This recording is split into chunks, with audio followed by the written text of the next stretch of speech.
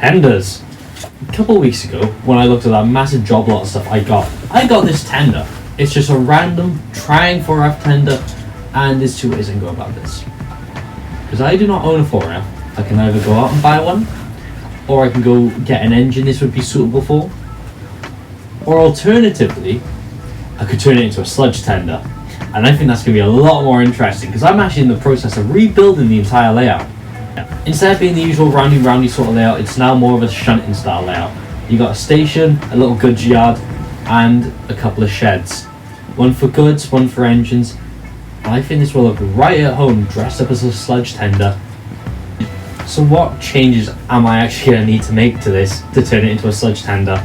Well, I'm going to cut out this middle axle, because I've seen photos where they're missing this middle wheel, and I like how they look. I'm either going to have to add doors to the side of this, or a little pipe coming out just to be like a sort of, oh yeah, that's where the sludge comes out. The coal load has to be removed, obviously. It needs to get repainted and re-weathered. I say re-weathered. It has to get repainted and weathered. I need to add a buffer beam this side and a coupling so it can actually be pushed around. And yeah. I'd also like to take these wheels and just sort of file them down a bit so they actually run properly on my track. They're fine on the straights and the curves, but as soon as they hit the points, because of the plastic insulator frogs, these will just jump out straight away and ruin the whole thing. I'm going to start by taking out the coal load, disassembling the tender, and we'll just work in it in little steps, I guess. Yeah. Come on, coal load. I want to save this coal load because even though it doesn't look the most realistic, I'll find a use for it. Yeah, there we go. Undoing the screw. Undoing the assembly. Is this being glued together? Oh, there we go. The nice thing about triang tenders is they have this little plate of metal in them to give them extra weight. And, you know, for what it is, it's a lot of weight to put into one of these tenders. I will be adding a little extra because I think it could just do with it being a little heavier. But that'll be a later thing to do. For a minute I just want to work on the cosmetics because that's the main thing for this thing.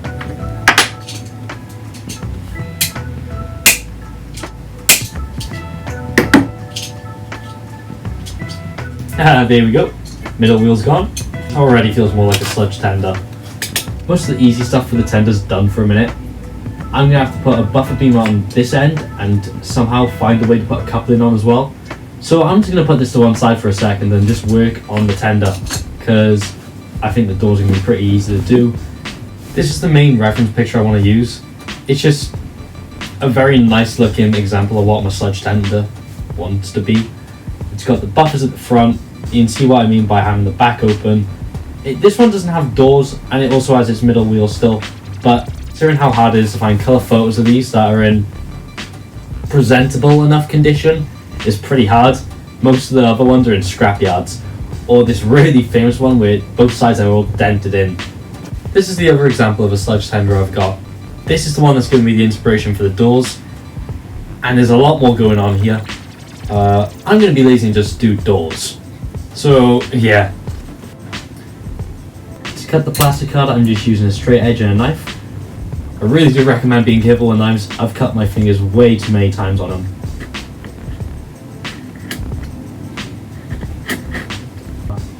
I'm not too sure with how far up I want my doors to come. I'm going to do this first one as a test. I'm going to do it a little bigger than what I know I want, and then just sort of work my way down to a size that I like.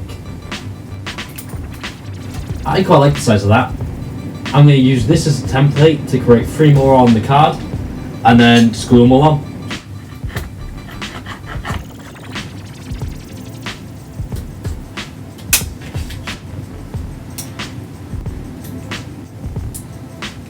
I think I want one there. I think I want one. Actually, no, I've changed my mind. I want them closely together. Where I've just taken that off and touched with my finger, it's actually melted the plastic. Not a massive, crazy amount. It doesn't really matter for this because it's just a sludge tender. But if it's a project that you're actually really passionate about, you have to be super careful because it will just melt your plastic straight away. I actually had some of that glue leaked onto one of my BR Mark ones before, and now this side is permanently ruined. I don't have the heart to repaint it, but I can't really do anything with it now if it looks like this. Maybe I'll weather it and try hide it, but it's not good. Damage wise, it could have been far, far worse, but only one coach with it being a relatively minor casualty. I guess I'll take it. Yeah. Doors are on this side. I'm just going to give it a minute to dry just so I can then flip it over at the risk of moving these two. Usually I'd recommend actually measuring where you're putting stuff, but this is just for me, so I'm going to eyeball the, the distances. I really wouldn't recommend doing this though in most circumstances. And there's one side, and there's two sides. They're not perfectly straight, but I don't care because this is my model. So yeah, that's how I was looking for a minute. There's supposed to be all stuff on the sides of these, actually, like just showing like hinges and stuff. So I'll try doing something for those. It'll probably just be a really thin strip of plastic coming on either side of these, and then just trying to glue them down.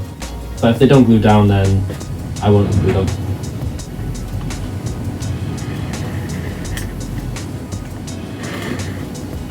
Hey, there we go. Oh, there's one side done. I'm actually pretty happy with that. I think maybe the doors are a little big, but I don't really care now, so it's on. We're gonna roll with it. So yeah, I just need to cut the hinge, well, the little sliders, the little shutter things. I don't know what to call them. I'm gonna call them the little slider things. I need to cut the little slider things for the other side, and then let that dry. And whilst it dries, I'm gonna mess about with the chassis. And there's side 2. I think this little slidey bits on this side are a little too thick for my liking, but they're on now. I'll probably won't even notice once it's all painted up and weathered. So I'm going to put the body to one side and let that dry. Work on the chassis in the meantime. The two big things I want to do is sort these wheels out and then work out how to get a buffer beam and coupling on this. So yeah. Be gone! You shall go over there and you shall dry. I've got this metal file here, and what I'm thinking is if I just roll these plastic wheels as the file sits on top, it should hopefully make them a bit smaller. I got no clue if this is going to work, so this is going to be a fun little experiment. I've given it a little test, and much to my surprise, this has actually worked. I was expecting this to be a complete shit show, so it's not perfect, I will admit. You know, the wheels have a very rough finish on them now. But it goes over the track. It's not jumping my points. There's a little something, but it's not jumping them. So, yeah, I think just adding an extra leg to it will hopefully sort out any other problems that I might possibly get. For the buffer beam, I'm going to steal it from this City of Churro because I am literally going to do absolutely nothing with it. So, I'm just going to pinch parts. It's all I can really do. It's better than it just sitting here on the desk doing absolutely nothing forever. I'll probably turn it into a scrap engine once I have every single good bit off it. So, yeah, that'll be nice. I also need to get these wheels. The pin snapped. I also need to get these wheels free rolling. So, there we go. But I want to get these wheels free rolling so when it does become a scrap engine, I can just have it part of it, like I can just have it get shunted along.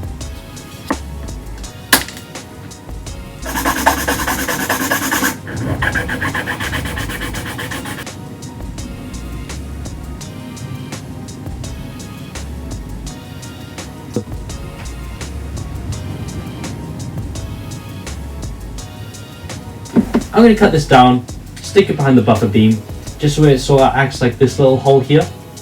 It'll just be something for the coupling to rest on, and I can just glue it down into place. Assuming this works.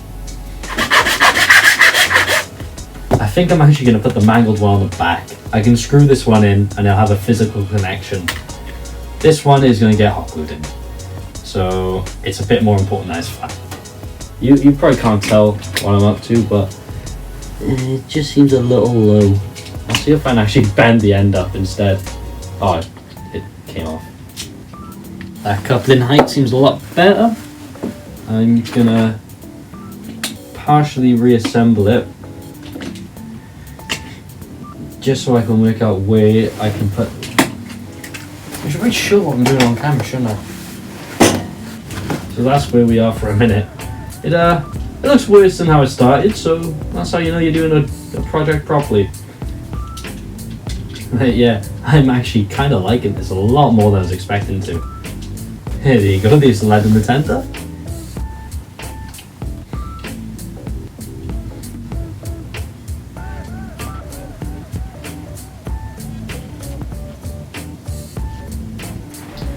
So that's the state the tender's at for a minute.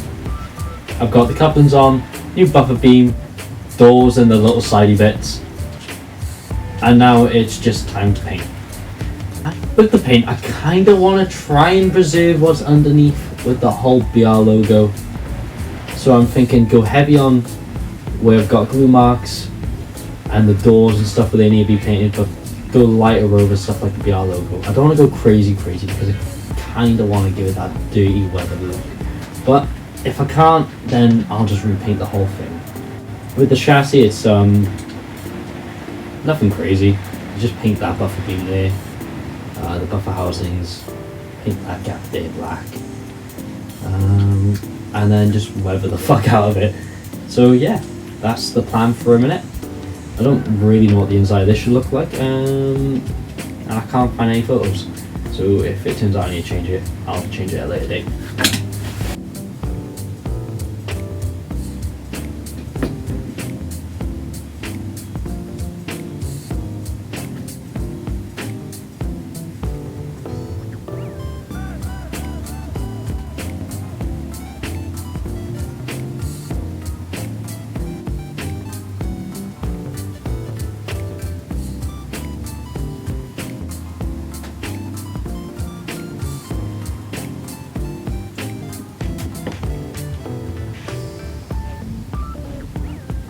That's all the black I'm going to do on this.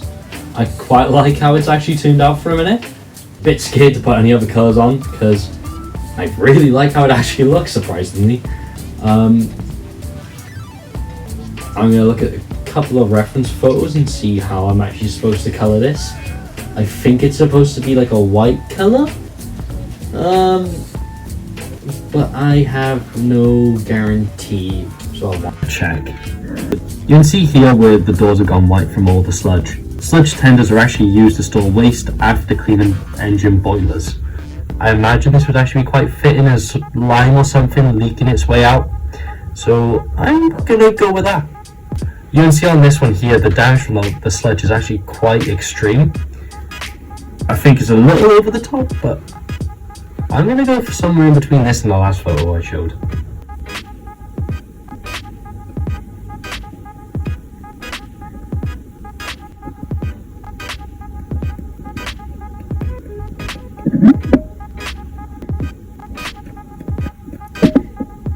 I think that's what I'm gonna go for.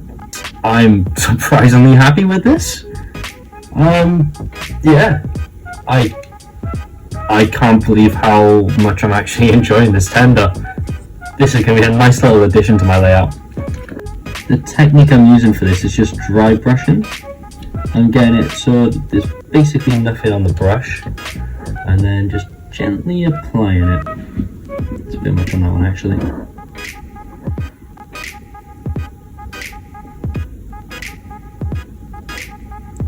All this will do is just sort of pick out little crevices on the body shell.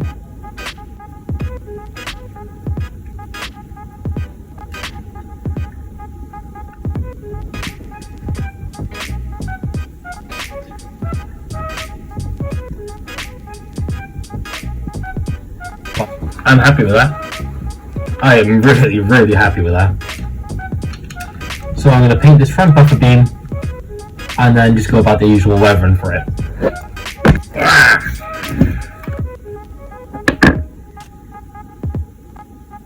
I'm not going to do many coats. I'll probably only do one or two for this because I'm not that bothered if it turns out perfect or not.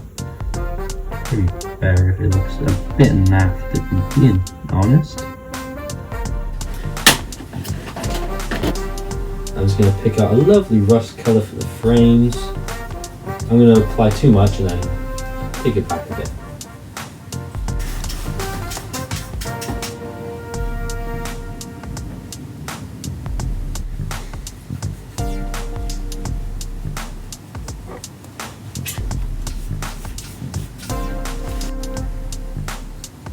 the other side. I'm really happy with how this looks actually. And like that, I have now finally finished my sludge tender. And you know what? I'm actually really happy with how this has turned out, considering I had no plan in mind when I did this, no prior experience of making a sludge tender. I'm actually really happy with how this turned out. So how about we go see this on the layout?